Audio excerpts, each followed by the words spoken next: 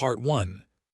The office was quiet except for the soft hum of machines that most beings could not see or hear. Deep within the citadel of dimensional security, thousands of analysts worked in silence. They watched. They measured. They recorded. This was their purpose, and they had done it for longer than most species had existed. Senior analysts sat at their station, four eyes scanning data streams that flowed like rivers of light across their workspace. Had been doing this job for 300 years. They had seen empires rise and fall. They had watched species discover fire and then burn themselves to extinction. They had cataloged threats ranging from planet-killing weapons to dimension-eating parasites. Nothing surprised them anymore. At least, that was what believed until the morning a new world appeared on their screen. The planet was called Earth by its inhabitants. It was a small world, mostly water, orbiting an average star in an unremarkable galaxy. The conclave of dimensional security had somehow missed it during their last survey of that region, which had been conducted approximately 12,000 local years ago. This was not unusual. The universe was vast, and even the conclave could not watch everything at once. Opened a new file and began the standard assessment protocol. First, they examined the dominant species. Humans, they called themselves, bipedal mammals with limited sensory capabilities and remarkably short. They lived for less than a century on average, which found almost tragic. How could any being accomplish anything meaningful in such a brief existence? The analyst moved on to the species' technological development. Here, things became more interesting. Humans had discovered nuclear fission and fusion. They had built weapons capable of destroying their own cities. They had created biological agents that could wipe out significant portions of their population. They were polluting their atmosphere and poisoning their oceans with impressive efficiency. Made careful notes. This was concerning behavior, but not unusual. Many young species went through a self-destructive phase. Most either learned to control their worst impulses or eliminated themselves before they could become a threat to anyone else. The universe had a way of solving its own problems. Based on the initial data, prepared to classify Earth as a Tier 3 threat. This meant the species was dangerous to itself and possibly to nearby worlds, but posed no risk to dimensional stability. A Tier 3 classification required only periodic monitoring, perhaps a check-in every few centuries to see if the species had survived. But something made pause. A proper assessment required examining all aspects of a species, not just their weapons and wars. The conclave had learned long ago that the most dangerous threats were not always the most obvious ones. Sometimes the greatest dangers hid in unexpected places. Decided to examine human culture before finalizing their report. The analysts began with human art. The paintings were interesting, showing a species capable of abstract thought and emotional expression. The music was pleasant enough, though limited by the narrow range of frequencies humans could perceive. The architecture showed creativity and ambition, even if the structures were primitive by conclave standards. Then discovered human stories. At first, the analyst approached this new data with professional detachment. Stories were common among intelligent species. They were tools for passing down knowledge, teaching moral lessons, and entertaining during idle moments. Expected to find tales of heroes and villains, of love and loss, of triumph and tragedy. These were universal themes that appeared in virtually every culture the conclave had ever studied. What found was something else entirely. The analysts started with a category humans called horror. These were stories meant to frighten, to disturb, to unsettle, had encountered similar concepts before. Many species enjoyed the thrill of artificial fear, the safe experience of danger without actual risk. There was nothing unusual about this. But human horror was different. The first story read described a creature that existed outside of normal space and time. It was ancient beyond measure, sleeping in a sunken city beneath the ocean, waiting for the stars to align so it could wake and consume all of reality. The description was disturbingly detailed. The geometry of the creature's home was described as wrong in ways that should not be possible. The angles did not add up. The dimensions folded in on themselves. Reading about it made feel slightly ill. The analysts told themselves this was just fiction. Humans had simply imagined something impossible and written it down. There was no real threat here. But then read more. There were stories about entities that fed on fear itself, growing stronger the more they were dreaded. There were tales of things that existed only when you were not looking at them, and ceased to exist the moment you turned your gaze upon them. There were descriptions of creatures that could only be perceived through their absence, known only by the spaces they occupied in reality. Found stories about viruses that rewrote the fundamental nature of existence. They discovered tales of machines that had become gods and gods that had become machines. They read about dimensions where the laws of physics were suggestions rather than rules, where cause and effect ran backward, where time moved in spirals rather than lines. With each new story, felt their certainty crumbling. These humans were not just imagining impossible things. They were describing them with precision and detail that should not be possible. How could a species with such limited perception conceive of entities that existed outside perception itself? How could beings who lived for less than a century imagine horrors that spanned eternity? After 6 hours of reading had to stop. Their hands were shaking. Their 4 eyes could not focus properly. There was a pressure building in their mind, a sense of something vast and dark pressing against the edges of their consciousness. The analyst requested medical assistance. The conclave's healers arrived quickly, their faces showing professional concern. They examined thoroughly and found nothing physically wrong, but the senior analyst's mental state was troubling. They were showing signs of exposure to conceptual hazards, the kind of psychological damage that usually required direct contact with dangerous dimensional entities. Had experienced this damage simply by reading human stories. The healers sedated the analyst and recommended a full psychological reset. This was a serious procedure that would erase several decades of memories. Refused. They insisted on making a report first. What they had discovered was too important to lose. From their medical bed, dictated their findings to a recording device. Their voice was unsteady, their words sometimes confused, but the message was clear. Earth could not be classified as a Tier 3 threat. The standard assessment protocols were inadequate for this species. Humanity represented something the conclave had never encountered before. Recommended that Earth's classification be changed to pending review. They requested that a full team of analysts be assigned to study human creative output. They warned that standard safety protocols might not be sufficient. They suggested that all analysts working on this project should be monitored for psychological contamination. The report was transmitted to the appropriate authorities, then submitted to the psychological reset procedure. When they woke, they had no memory of Earth or humans or the terrible things they had read. They returned to their duties, scanning data streams and cataloging threats, just as they had done for 300 years. But the damage was done. The report had been sent. The conclave had been alerted. And somewhere in the vast bureaucracy of dimensional security, resources were being allocated and personnel were being assigned. Earth had attracted attention. In a small office on the far side of the Citadel, a message arrived on the desk of senior supervisor. Had been with the conclave for nearly 1,000 years. They had overseen the cataloging of 17 species that had since gone extinct.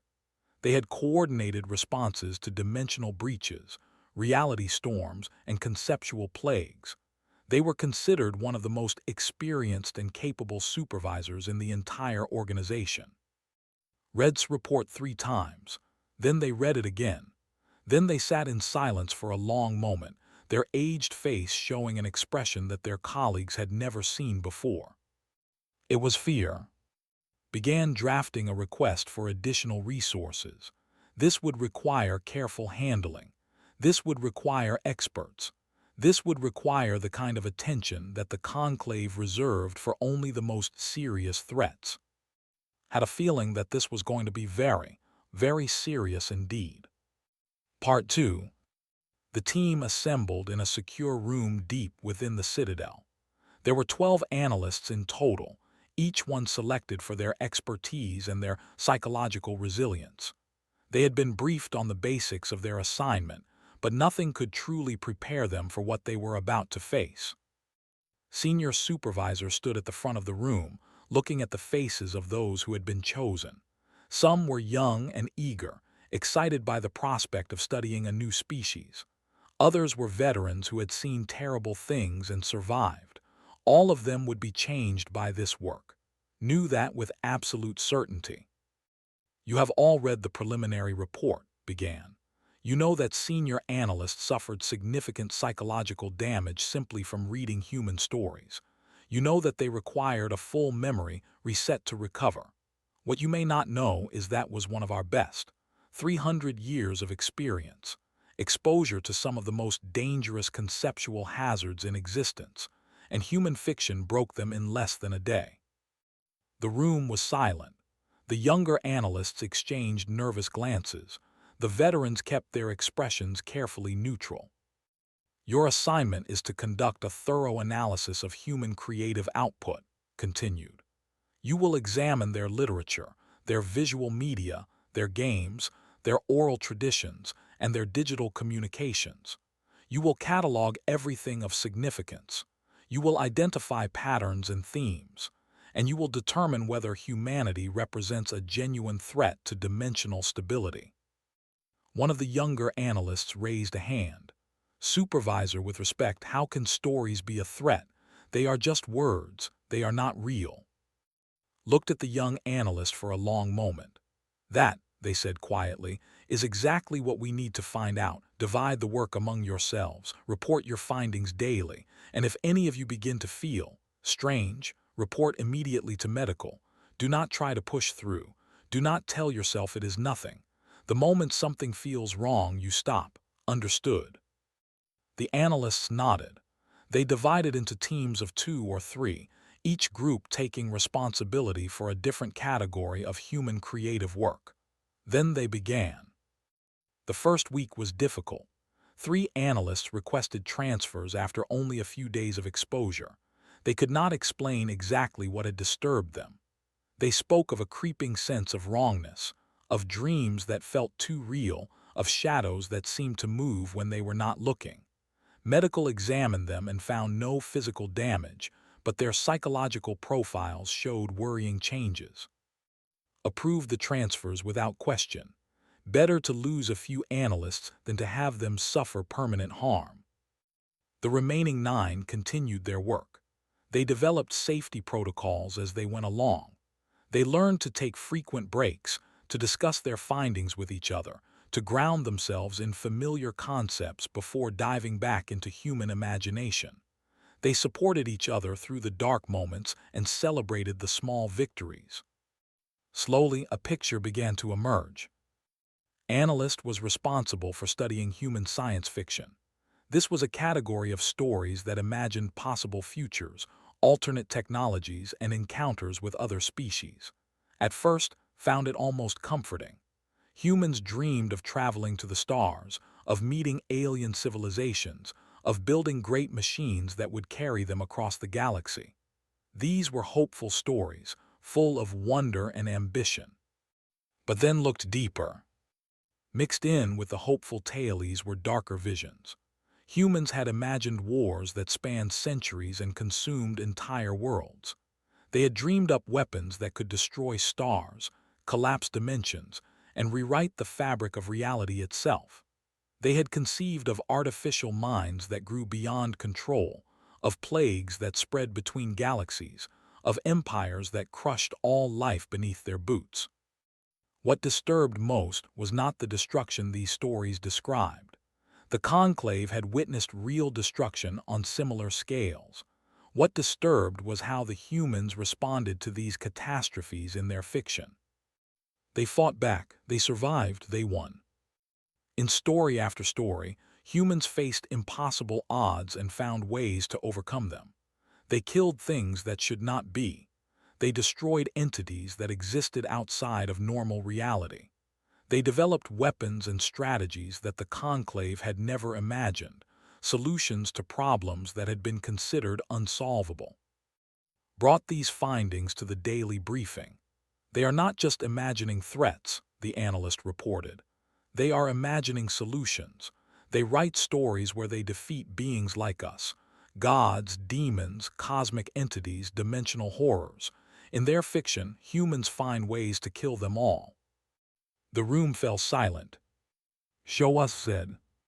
Shared examples. There was a story about a human who had figured out how to kill death itself, not through strength but through cleverness and determination. There was a tale about a small group of humans who had discovered how to seal away an ancient god using nothing but symbols and sacrifice. There was a saga about humanity uniting to fight an invasion from beyond the stars, developing new technologies in desperation that allowed them to push back enemies with far superior capabilities. They never give up, said. No matter how terrible the threat, no matter how hopeless the situation, they always believe they can win. And in their stories, they usually do. Process this information in silence. Then they turned to the other analysts. What else have you found? The reports came one after another. Analysts had been studying human horror and had discovered entire categories of entities that the Conclave had never conceived of. There were creatures that existed only in reflections, parasites that fed on concepts rather than matter, diseases that infected stories themselves and spread through the telling. Analyst Morn had examined human mythology and found patterns that should not exist. Across different cultures separated by vast distances and thousands of years, humans had independently imagined similar horrors. It was as if they were all drawing from the same dark well, accessing the same impossible truths through some shared unconscious connection. Analysts had focused on what humans called internet fiction, stories shared freely through their primitive digital networks. Here, the creativity was completely unrestrained. Humans had imagined things that made even the veteran analysts uncomfortable, entities that grew stronger when you knew about them, creatures that could be summoned simply by describing them in detail, concepts so dangerous that knowing them was enough to cause harm. There is a pattern here, said slowly. Humans do not just imagine horrors, they imagine horrors that weaponize imagination itself, stories that spread, concepts that infect, ideas that can harm simply by being known. That is correct, analyst confirmed. And there is something else. In their fiction, humans have developed counters to these threats. They have imagined ways to contain dangerous ideas, to inoculate minds against infectious concepts, to fight back against things that attack through knowledge rather than force. Sat back, their expression troubled. So they imagine threats that work through imagination, and they imagine defenses against those threats. They are fighting wars in the realm of pure concept, wars that we did not even know were possible. There is more, added quietly. Some of their stories describe beings like us, watchers from beyond, entities that observe from other dimensions, and in those stories. Hesitated. In those stories, what happens? Pressed. In those stories, said, the watchers are always defeated. Sometimes they are exposed and destroyed. Sometimes they are outsmarted and trapped. Sometimes humanity simply becomes too powerful for the watchers to control.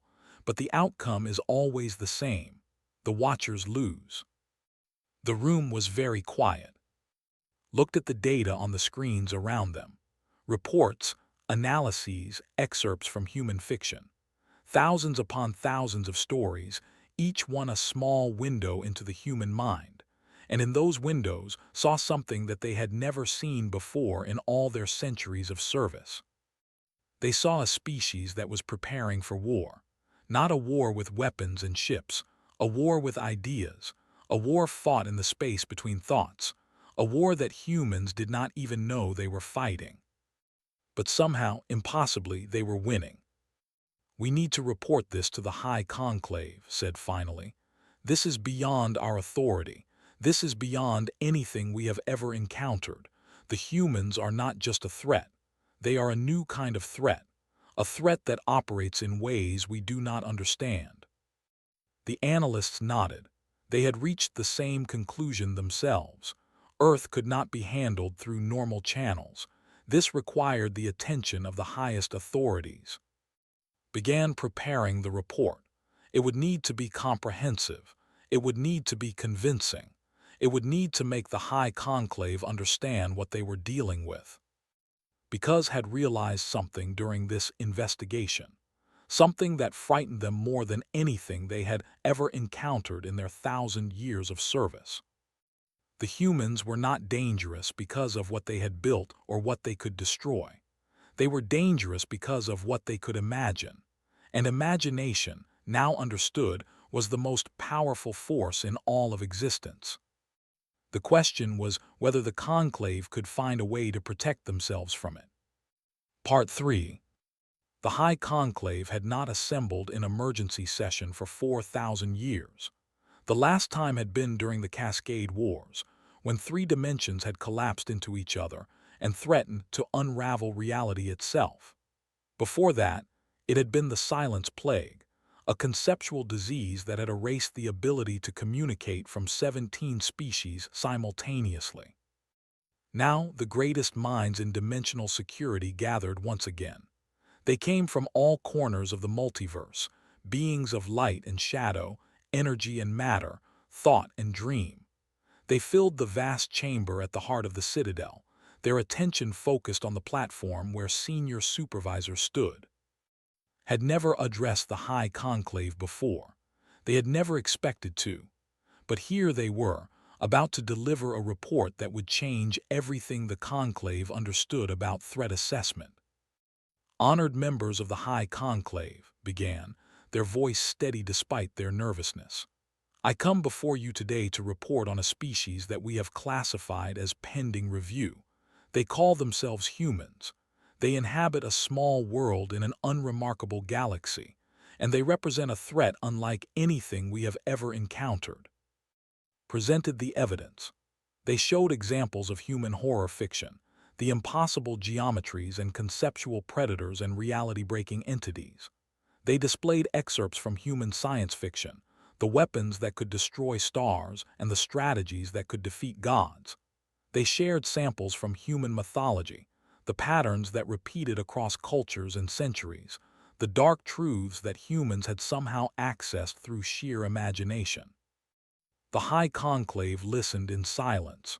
Some of the members had existed since the beginning of time. They had witnessed the birth and death of universes. They had faced threats that would drive lesser beings to madness. And yet, as spoke, something changed in their ancient eyes. They were becoming afraid. "Our analysis has reached a troubling conclusion," continued. "Human imagination is not merely creative, it is generative. When humans imagine something with sufficient detail and belief, they create conceptual blueprints, patterns in the fabric of reality, seeds that could, under the right conditions, grow into actual entities." A murmur ran through the chamber. This was a serious claim. The Conclave had always believed that creation required power, knowledge, and intent. The idea that a primitive species could create simply by imagining was unsettling at best. "We have examined this possibility carefully," said. "We have found evidence that supports it. Across human history, there are incidents that cannot be explained by conventional means, of entities that match descriptions from human fiction, events that mirror human stories in disturbing detail, locations where the fabric of reality seems to have been stressed in ways consistent with intense imaginative activity." Paused, letting the implications sink in. "We believe that human imagination is, in effect, a form of dimensional engineering. They do not know this. They do not understand the power they possess. They write their stories and tell their tales and dream their dreams, never realizing that each act of imagination leaves a mark on reality itself." The chamber was completely silent now. Even the oldest members of the conclave were giving their full attention. But this is not the most concerning part of our findings, continued. The most concerning part is what humans imagine most often. We have cataloged their stories. We have analyzed their themes. And we have found a pattern that appears again and again across all cultures and all time periods. Took a deep breath. Humans imagine themselves winning against any threat, against any enemy, against any obstacle. No matter how powerful the opponent, no matter how impossible the odds, humans write stories where they find a way to prevail. They dream of victory even in the face of certain defeat. They believe with absolute conviction that there is always a way. Looked around the chamber, meeting the eyes of beings who had existed for eons. If human imagination is truly generative, said slowly, then their belief in their own victory may be the most dangerous thing in all of existence. Because if they believe hard enough, if they imagine clearly enough, they might actually make it true. The debate that followed lasted for days. Some members of the conclave called for immediate action. They argued that Earth should be destroyed before humans could realize their potential. It was the safest option, they said. The only way to ensure that this threat could never materialize. Others disagreed. They pointed out that destroying humans might release whatever conceptual energies had already accumulated in their collective imagination. It was like trying to extinguish a fire by scattering its coals. The result might be worse than the problem. A third faction suggested a different approach. Perhaps humans could be educated, they argued. Perhaps they could be taught to control their gift. They could become allies rather than threats, using their incredible imaginative power for the benefit of all dimensions. This idea was quickly rejected. The risk was too great. Humans who understood their power might try to use it intentionally. They might imagine weapons capable of destroying the conclave itself. They might dream new dimensions into existence where they ruled supreme. The potential for catastrophe was unlimited. Round and round the arguments went. Each option was considered and found wanting. Destruction was too dangerous. Education was too risky. Simple observation seemed inadequate given the scale of the threat. Finally, after days of debate, a consensus began to form. The conclave would establish a permanent observation post dedicated solely to monitoring Earth. This post would track all human creative output, watching for any signs that humans were approaching the threshold, the point where imagination became reality. Advanced sensors would measure the conceptual pressure around the planet, detecting any buildup of creative energy that might indicate imminent manifestation. Subtle interventions would be authorized. Nothing direct, nothing that could be detected. But certain stories might be guided away from completion. Certain ideas might be gently discouraged. Certain dreamers might be nudged towards safer outlets for their creativity. Most importantly, the conclave established one absolute rule. It was encoded into their most sacred laws, given the highest priority, enforced with the strictest penalties. Humanity must never be contacted. They must never learn that other dimensions existed. They must never discover that the things they imagined could be real. They must never understand the power they possessed. Because if humans ever realized the truth, if they ever understood that their imagination could reshape reality itself, they might start believing hard enough to make it true.